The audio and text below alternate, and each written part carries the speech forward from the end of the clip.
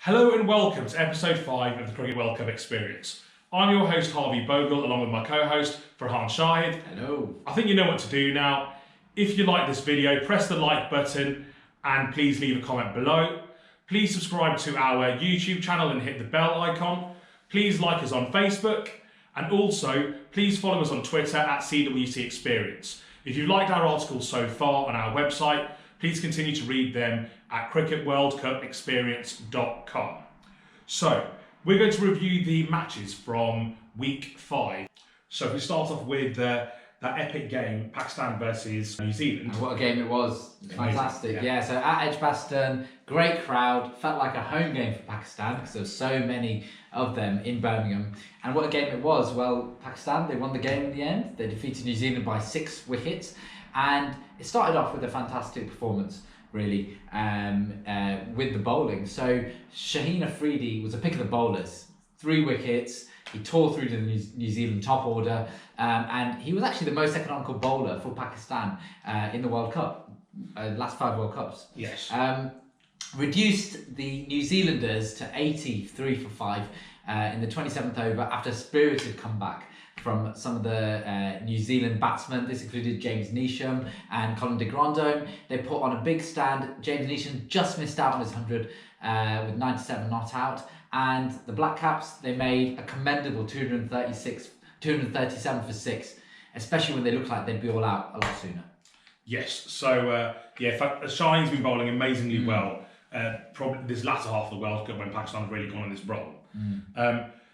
So then Pakistan lost early wickets, but then Babar Azam played an incredible innings, very emotional knock for him, got his century in front of that.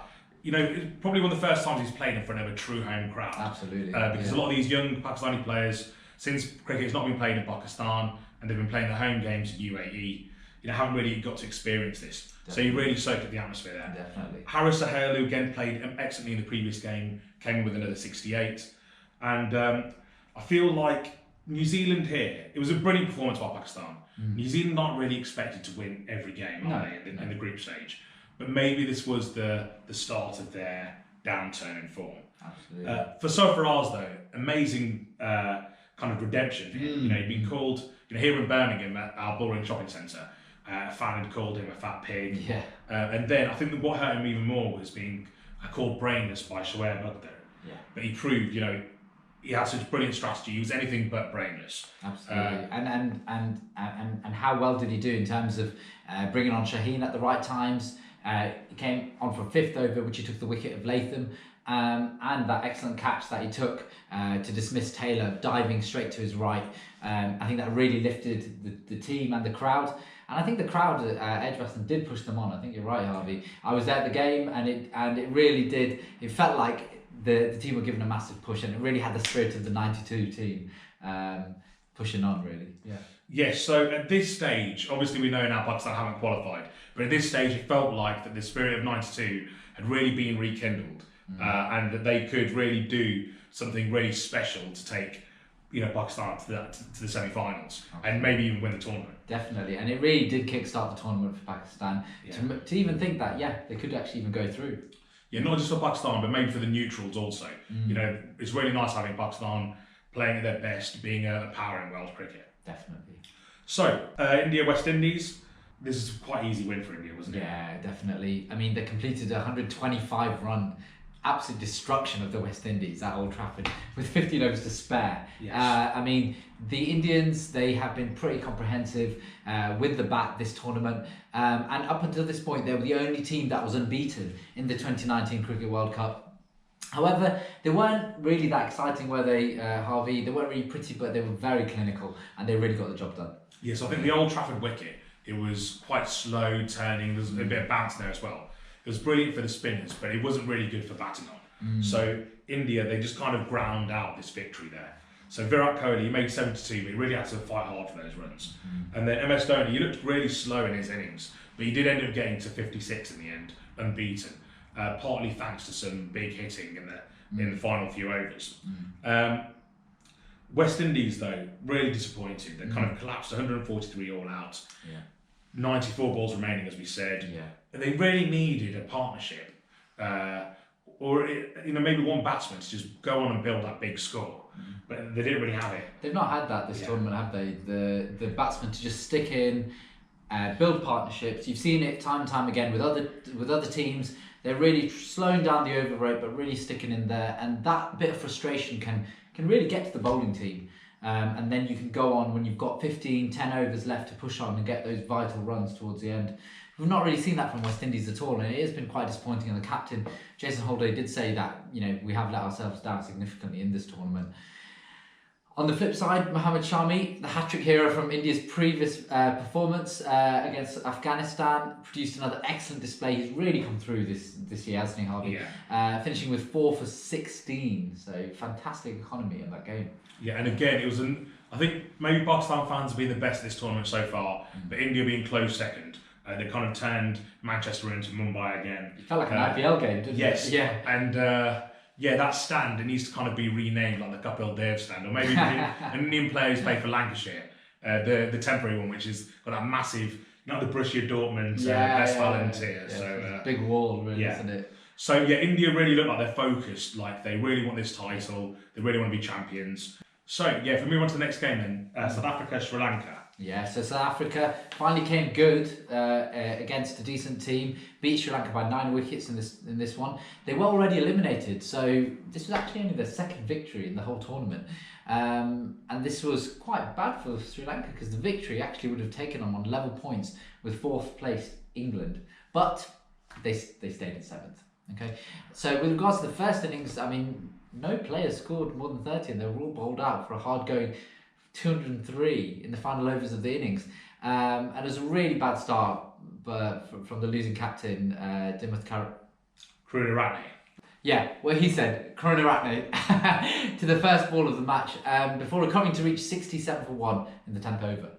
Yes, so even though Kusal Perera and Vishnu Fernando both made 30, once they got out, there was no real chance for them to come back.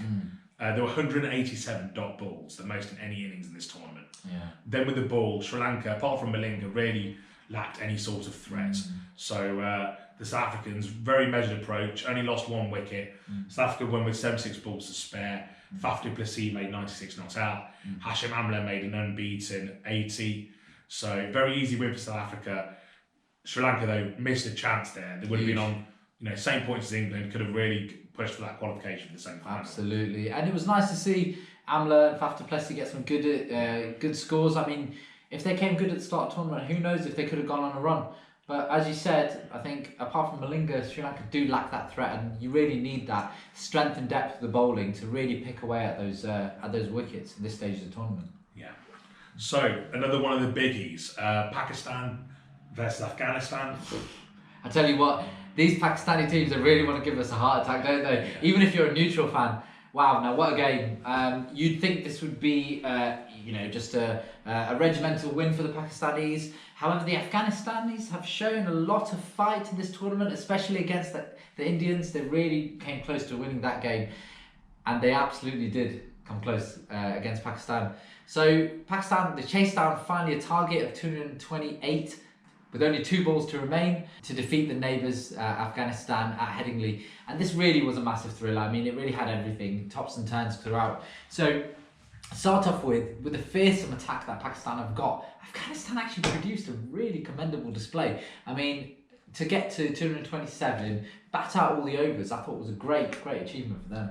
Yes, so I think the batsmen in particular that played quite well were Ramad Shah, one of the openers, scored 35 and 43. Then Asghar Afghan, who I think is the previous captain for Afghanistan. He had a really important role in the second half of the innings to really organise his team. He scored 42 off 35, brilliant innings. And then Najibullah Zadran, who I've said before, needs to bat higher up the order, but usually bats around number 8. He scored 42 off 54. So, they actually had some, although they had no one making over 50, they had some contributions through the innings. And again, did very well to bat out the overs. Pakistan's bowling attack's good. Oh, fantastic. Yeah, now coming to Pakistan's innings, you'd think, okay, 227, quite a decent total. The batting track doesn't look too bad, but the Afghanistani bowlers, they really came good. All of them pitched in. and kept it quite economical. And they really took it deep. And at one point, the momentum completely shifted towards the Afghanistan team. Now, at one point, they did need 48 to win off 30, but really, Imad just stuck in there and really ground out some important runs. And the turning point came when Gulbuddin, captain, he decided to bring himself on instead of looking at others, looking at the spinners to really work away at Pakistan, and went for 18 off that over. And that really swung things back in the favour of the Pakistanis. They still needed to get a lot of runs off a few balls. They got a few more wickets. Afghanistani team, Wahab came in and hit a very important 6. And that was needing 16 off 11, brought it down to 10 off 10. So at this point, it really swung things back towards the Pakistanis. So really from the clutches of defeat, Pakistan came through, kept the tournament alive, and it really went down to the wire. It was a great game. Yeah, so it was Headingley. Again, it was very much like Old Trafford, spinning pitch, bouncing pitch. Afghanistan didn't make many runs with the bat as a result of that.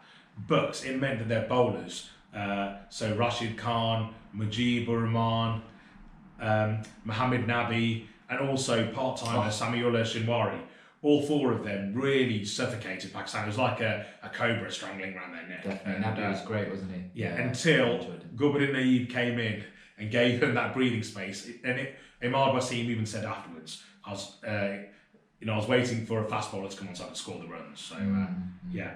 So, for a little while longer, Pakistan kept the Cinderella story alive. So, next match then. Australia, New Zealand. Every time you have a Trans-Tasman encounter, doesn't matter what the sport. Yeah, it could be, rugby league, rugby union, soccer, netball, swimming. So in cricket, which is one of the oldest, obviously it's always a big occasion, especially at World Cup. Yeah. So New Zealand looked like they made a really good start, didn't they, with the ball? Yeah, absolutely. I mean, they really went hard. The Australians were in trouble. They were down to 92 for 5 of 21 overs. And there was some really fearsome bowling from Trent Bolt, from Ferguson, from Neesham. So they really looked like they were going to get a stronghold of Australians and get them out for a low total. But as the Australians do, they stuck in there. They ground out some runs. Usman Khawaja made a very strong 82. Alex Carey pitched in with 71. They added 107 for the 6th wicket, so it really propelled them forward to defend an important total, really. Trent Bolt finished with a hat-trick, which was fantastic. And Australia, they came to about 243 off for 9 wickets off the 50 overs. Yes, so with Trent Bolt getting that hat-trick, it kind of seemed like, okay, maybe now New Zealand have got the momentum back, okay? But Australia, just disciplined bowling, really hemmed them in. Stark was incredible again. He got 5 for 26, took his wicket tally to 24 in the tournament. That's great. Yeah. And yeah, it's kind of like a repeat of the final from the last World Cup. Yeah. Australia, really kind of dominated New Zealand, beat them. It wasn't really a close game. And New Zealand, they looked like after that loss to Pakistan, maybe there was some kind of like mental and psychological scars that were still kind of hanging over. It did feel that that they probably let that game go, and then they were under the pressure against their fearsome rivals Australians. And the Australians, I thought, did really well, Harvey. I mean, they really kept the momentum. They'd already qualified. They could have tried some more players, rested some, but they really pushed on and wanted to really leave a statement against the rest of the semi-finalists who they'll be facing. So I thought a great performance from them. So, another biggie, England, India. So England here had to win. They had to win their last 2 matches to make sure that they qualified for a semi-final spot. And to me, it looked like they were back to their best. Definitely. I mean, Owen Morgan said it himself, look, we've got 2 finals before the semis begin. So they had to pull out 2 big performances, one against India, one against New Zealand. And with their backs against the wall, England came out victorious against a previously undefeated India in a high-stakes game at this tournament. Johnny Bairstow, I think he's really come off good against that bit of a Twitter exchange. Yeah. And he came out with a fantastic century. Jason Roy returned, pitched in with an important 66 and got England off to the perfect start with a 160 opening partnership, which really put the pressure on the Indians. Yeah, so Bairstow and Roy, they completely put Kuldeep and Chahal under a lot of pressure. So they've even written in my articles that they had mesmerised with their mystery spin before. Not with these two. It was quite a flat track here at Edgbaston, and Yeah, India fought back in the middle overs with Mohammad Shami with a 5-54, but Ben Stokes then came in, made a speedy 79, propelled England to 337 for 7. Definitely. And surprisingly, Indians were very underwhelming with the bat. I mean, they really didn't make a massive effort in terms of improving their run rate, and they looked like they were just trying to get through the game. But really, I would have expected the Indian team to really push on with the quality that they've got in their opening and middle orders. England, India were behind the run rate always, which kept them creeping up. England had a strong hold on the game and cruised to victory by 31 runs to keep their World Cup hopes alive and inflicted the first defeat on this great Indian team. Yeah, so with India's kind of shortcomings here, I think a couple of reasons might be that, Rohit Sharma and Virat Kohli, they didn't want to lose wickets. They wanted to build a partnership and build a platform for later in the innings. But also, they kind of knew at the back of their mind that the middle order is not that strong. Yeah. Then, during the match, I was very, very disappointed with Dhoni and with Kedar Jadhav. But looking back in retrospect, and I felt like they hadn't really gone for the win. They were happy to get singles and keep their averages good and keep the net run rate fine. But actually, in retrospect, it looks like England just bowled very well on a very slow pitch, and it was just difficult for them to get their shots away. Definitely. But having said that, Rohit Sharma, he got another century, so he's really piling up the runs and quite a consistent performer for India. But I have to say, with Rahul being there, Indians may be looking a little bit more vulnerable with the loss of Shekhar Dhawan. So having him in the side would have probably boosted that score even further up. Yeah, so it was another poor performance by Rahul, who showed that vulnerability at the top of India's order, although he did make amends later on against Bangladesh. Yeah. So then we move on to Sri Lanka versus West Indies, effectively a dead rubber as neither could qualify for the semi-finals. Opening stand was brilliant by Karuna Ratne and Kusal Pereira for 93, and then Abushka Fernando came in with 104 off 151. Sri Lanka's middle order all contributed. It was a very impressive total. And then at the start of their West Indies batting innings, Malinga struck twice in the opening 3 overs, which really kind of, when you've got Gale and these other hitters there, really kind of wounded their top order effort. Definitely, and Malinga came good for the Sri Lankans. However, Puran, the stylish Trinidadian left-hander, you thought he was going to come back with a big performance. He reached a classy 50 with a 6. And with Allen also striking the ball cleanly for his maiden half century, that was a couple of good performances in the middle of the innings. And West Indies did look like favourites as Sri Lanka's attack began to wilt and show a lack of depth. But, and especially when you've got the Barbadian pop star Rihanna cheering the West Indies on. But it proved to be a pivotal moment when Matthew lured Puran into a full-blooded cut that for once was not struck as sweetly, and the ball was gleefully pouched behind the stumps. Yeah, so Sri Lanka get the victory, but they will really rue, some of the washed out matches earlier and some of their poor performances, which, if they'd got right, could have given them that one extra win to really push for that semi-final place. Definitely. Bangladesh looked like they were really in form and looked like they could beat India. Definitely. India obviously needed to win to make sure that they would secure a semi-final place. So for India, what a difference a couple of days make. The post-mortem was out in some quarters after the England game, and then they demonstrated they'd learned all their lessons because they were playing on that same pitch. It was a used pitch they were playing on, the exact same one they played England on at Edgbaston.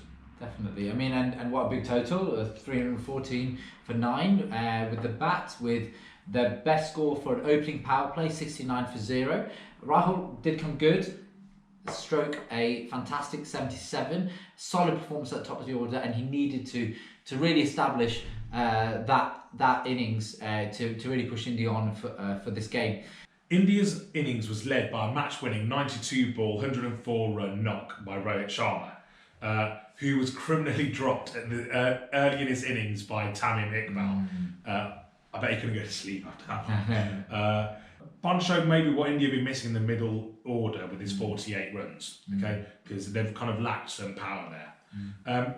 Bangladesh then, often overlooked by media, their fans really don't like this, being overlooked by media and by other teams, okay, they made India sweat because they did get quite close to India's total. Had Tamim made that catch, they could have made all the difference in this match. Definitely, and really impressive half centuries by Shahid again, who keeps on pushing on with the bat as well as the ball, and really, I think Harvey, he's coming across one of the players of the tournament and potentially could even win player of the tournament. With him, Saifuddin made another impressive 50. But it looks like Hardik Pandya, who's probably the weakest out of the 5 bowlers, made the correct adjustments to really put in a decent performance, and he was really the star of the day for India. But eventually the Indians did squeeze out the victory. They did very well to keep to bowl out the Bangladeshis for 286 and really cement their place for the next stage of the tournament. Yes. So England versus New Zealand, another important match, because England need to make sure that they beat New Zealand, who were at one stage at the top of the table, to make sure that they qualify for the semi-final. Okay, so since Roy's been back, England have looked completely different, haven't they? At the top of that order. Yeah, absolutely. And it seems like Roy and Bairstow have a fantastic partnership. They really read off each other quite well, and they had another great performance. Bairstow got his 2nd century in 2 games. They really pushed forward, and it looks like the New Zealand team, they missed Lockie Ferguson. Yeah, I think with him pushing on with from the other side of the bowling attack, when you've got players like Neesham and Bolt really coming in, they would have probably put England under a bit more pressure.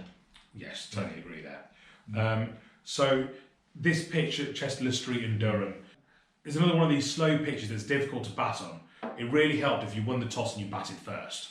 And England, like they'd already done at Edgbaston, they showed that with the ball, they know how to bowl. They know how to bowl to restrict teams of runs on these sorts of slow wickets. They're going to use loads of variations, loads of turners, loads of off-cutters, take the pace off the ball, and they just did a fantastic job.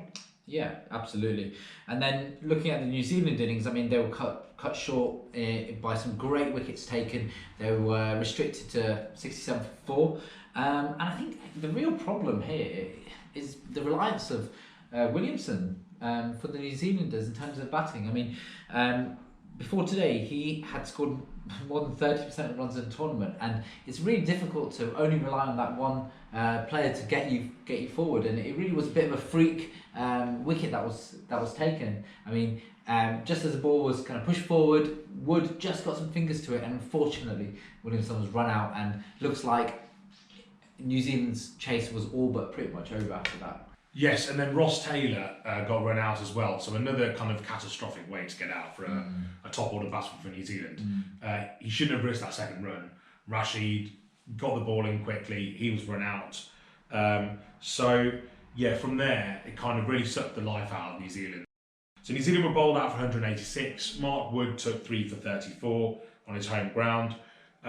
This was now the 3rd successive loss for New Zealand as they slipped 4th in the table. Yeah. Like I was saying earlier about mental scars, it's probably difficult for them to. I mean, they really had a limp attempt at chasing, especially when they wanted to continue to. I mean, they've got a very good net run rate. They wanted to probably establish that, but with their 3rd defeat in a row, it looks like they are just limping through to the semi-finals without as much momentum. But the wins that they had at the start of the tournament really done well for them, and had a bit of insurance to actually get through to the next stage. Yeah.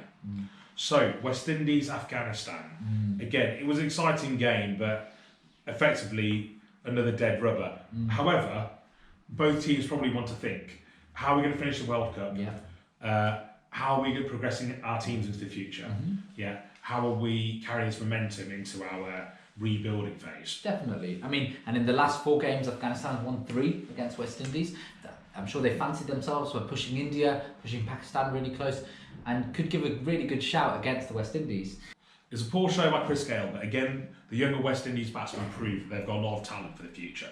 So Evan Lewis made a composed 58. Shea Hope made 77 and took advantage of a drop catch at mid-wicket by Rashid Khan. So Shimron Hetmeyer, 39. Pooran again, brilliant talented player, 58. Played in excited fashion. And at the end, Holder, he struck 4 massive sixes. It was huge. In the last 10 overs, West Indies scored 111 runs, which included 12 sixes. I feel, Harvey, that the West Indians, they're great at 2020. They, if one of the players or two of the players stick, they can really hit big shots. And I kind of feel they need to look at the last 20 overs as a T20 game, have enough wickets towards the end and really unleash it and have a go to make a good shout of their innings. Yeah. Yes. So maybe you've got a point there that when it comes to T20, you just got to kind of go from the off. Whereas in 50 over cricket, you do need to think about how you're going to pace your innings. Absolutely. Sometimes they haven't had the batsmen stay in there. Exactly, and that's always been the problem for them. Yeah. But I mean, Afghanistan, they were all out off the final ball for 288. I thought they made a fantastic total. I mean, against there's many teams that have not been able to score against West Indies. I mean, Pakistan were all out for under 100 in the first game against the West Indies for them. And a superb second wicket partnership, 133 in 24 overs by Rahmat Shah and Ikram Ali. Afghanistan's first World Cup century partnership. So they did great with that one. Yes. Yeah. And Rahmat, who scored 62, played some sublime strokes on both sides of the wicket. So I was very impressed with him as well. So Ikram Ali Keel, 18-year-old wicketkeeper, came in and scored 86, which is the highest score to be made by an 18-year-old. He now beats Sachin Tendulkar's record. How about that? I mean, it was fantastic. I mean, to think that you've beaten Sachin Tendulkar in a record for such a young player, I mean, he would have gone home so happy with that.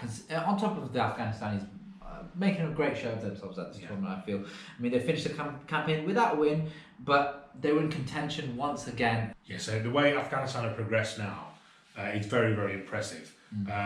If you imagine, Sri Lanka won the World Cup in 1996.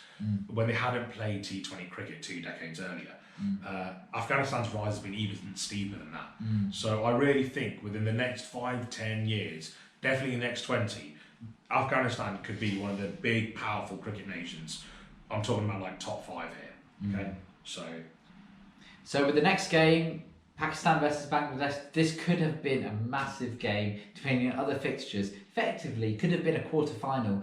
A straight shootout between these teams. So unfortunately for Pakistan, England ended up beating New Zealand, which meant that Pakistan had to score around 300 runs more than Bangladesh to even qualify because of their inferior net run rate compared to the New Zealand team. If Bangladesh actually batted first, then Pakistan didn't have a chance at all. So Pakistan, did make a decent total, over 300, but through the middle overs, I really felt that they could have pushed on and thought, let's just go out with a bang, try and hit a lot more balls for boundaries and see if they can really push that 400 mark to give themselves a go. I mean, it was going to be a difficult ask anyway, but at least they would have given themselves something for the bowlers to really attack the Bangladeshi team. Yeah, so I think Pakistan kind of admitted they didn't really go for that. They just wanted to finish the World Cup on a high. And it disappointed, especially some of the commentators like Ramiz Raja and Basi Mukram. They were really hoping that Pakistan would have gone for try to score 400 and then try and bowl out Bangladesh for 70 runs. It wasn't to be, but yeah, despite the fact that they might have scored slowly, Bubba again contributed with 96 off 102. Great innings. Yeah, 4 runs short of his century. He's now starting to look like probably the most reliable batsman in the team. If he was playing for India, all the Indian media would be talking about him as the best superstar batsman in the world. Okay, because he's playing for Pakistan and there's less media coverage for them. Okay, he's probably not getting the same limelight. Imam ul Haq, like his uncle, now has a century at Lords, so he scored 100 off 172. He's going to have his name inside the MCC gallery. Hafiz fell in the 20s again, but Imal Wasim, after his heroics against Afghanistan, scored a very useful 43 or 49. Yeah, another fantastic performance by Imal. He's really pitched in with the bat these last few games. Second 5-wicket haul for Rahman, who's had fantastic figures of 5 for 75. I mean, he did go for a bit, but at least he got wickets at the right time because it really did restrict the Pakistan team. And he's actually the second highest wicket taken in the tournament behind Mitchell Starc. Yeah, the fifth, Mustafa Zur Rahman. So, some people say he's kind of like a slower version of Mohamed Amir, and I can kind of see the resemblance there. Fantastic bowler. Mohamed Saifuddin, 3 for 77 as well. So Bangladesh, they might not have the big pace bowlers, but they have very, very skillful fast medium bowlers, as well as obviously their spinners with Shakib and Mehdi. So Sarfaraz got hit on the arm, so he ended up retired hurt. He then came back for the last ball to face batting because Pakistan lost 9 wickets. He was the last batsman left. And then, because they had no other keeper in their squad, or maybe just because he's a true legend, he came back onto the pitch to keep wicket. So again, I think it shows the sort. If you look at the character that Pakistan won as their captain, Sarfaraz is the right guy. Yeah, definitely. I mean, he did show a hell of a lot of character to come back on that pitch, especially with the injury. And then talking about another fantastic performance, Shaheen Afridi got 6 wickets. A fantastic performance from him with the ball. This was his first 5-wicket haul.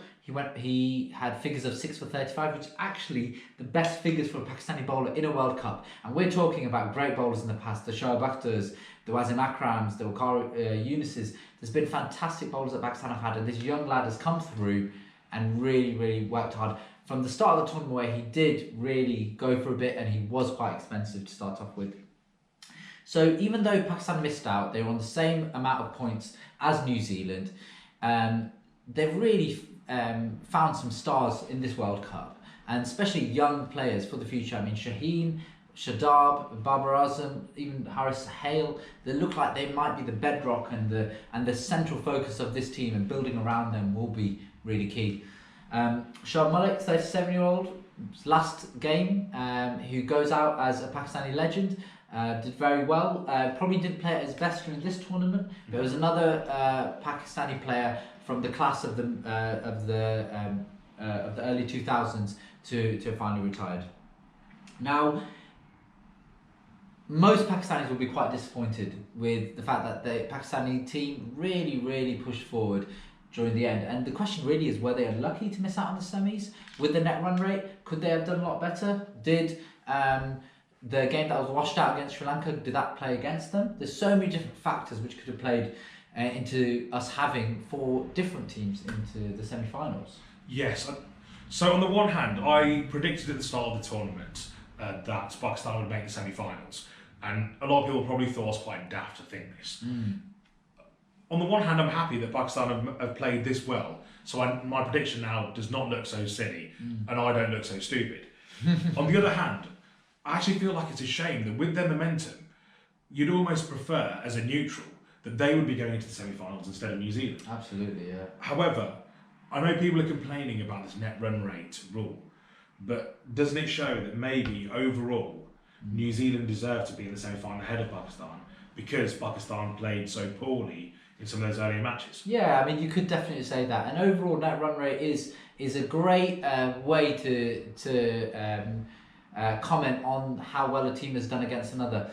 I mean, looking on the flip side, Pakistan did beat England and New Zealand, 2 of the teams that they were competing against. Now, if you go for a head-to-head, Pakistan should have gone through. Yeah. So in that case, depending on the actual rules of the tournament, you could have different teams. So with Pakistan having momentum, some people could argue that they probably deserve to have gone through with the fact that they beat New Zealand as well. But on the other side, New Zealand did have a much superior run rate. I think a lot of criticism will come through the middle games, which Pakistan probably should have been a lot more comfortable with winning and probably could have chipped away at that run rate throughout the tournament. But overall, there's so many different factors that are involved in this whole process, and we had 5 teams which really gave it a good go. The top 4 went through, and Pakistan unfortunately have got to rue their missed chances. Yeah, so if you have an opinion about this, about whether you think it was unfair that Pakistan missed out in the semi-finals, or the net run rate rule is unfair, or that maybe there could be a better way of settling this, leave a comment below. So, I think that brings us to the end then of episode 5. Fantastic. After today, we will know in which position the top 4 will finish, and then who will be facing who in the semi-finals. But I can't wait, can you? Definitely. I mean, Harvey, this tournament's been fantastic so far. We've got 4 great teams that are going to be comprised of the semi-finals, and we can't wait. I've been your host, Harvey Bhogal, with the co-host, Farhan Shahid. Please leave a comment below. Please like the video. Please follow us on Twitter at CWC Experience. And please check out our articles at www.cricketworldcupexperience.com. Hope to see you next time for episode 6. For now, see you later. All the best, guys.